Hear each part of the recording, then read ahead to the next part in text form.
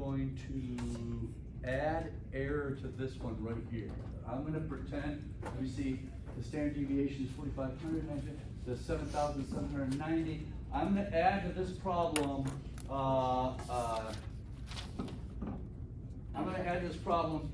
plus or minus $950. I don't need the dollars there, units, but it's in dollars. Plus or minus 950. So that's the only thing not in these instructions is that sentence. It will say, hey, calculate the sample size for this problem based on a sample of 100 consumers. The research finds an average amount spent on a debit card, 7,790. Assume the population standard deviation is 4,500. What would be the 99%, or what would be the sample size if you want 99% confidence with plus or minus $950 in error, of possible error? Everybody hear that? There it all is. What do we start with? What should we do first? Very good. Nick's all over that. You ready? Z equals NORM.S.INV. Someone get this on a thing so you can tell us. Well, maybe it's on our thing. But here we go. What was the confidence? I see it, so I need to put 0.9. Help me out. 95. Very good. Who was that? Very good. No, it's all over it. All right. He took 1% significance, split it in half, which was a 0.5%, added it to the 99 to get 99.5%, 0.995.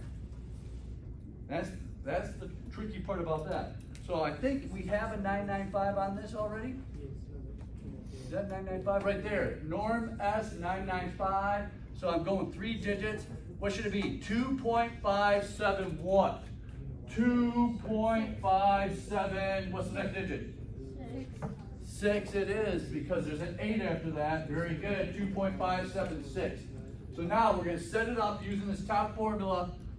2.576 squared times. What's standard deviation? We got to go back to the problem. 4,500. Yeah, I think it is. Well, close your eyes. You didn't see that one, did you? That's your ink class. 4,500. 4,500 squared divided by 950. The error that I mentioned here, plus or minus 950. And don't forget to square it. There's the setup.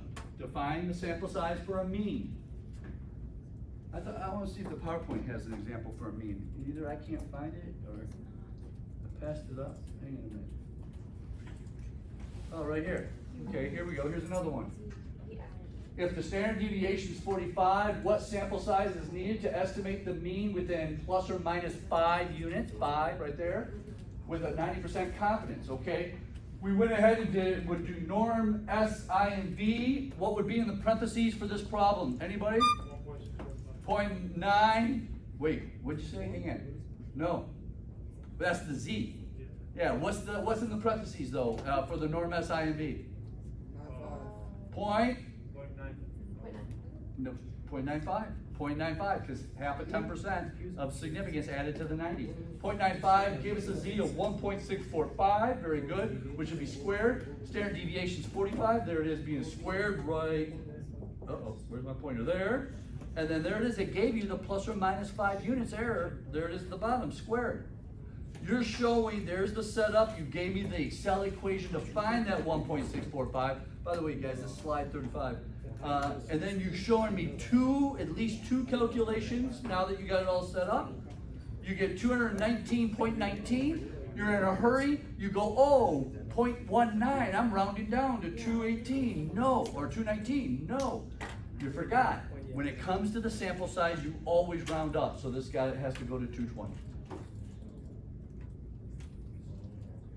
And believe me, that's part of the question. Showing me that you knew to round this up.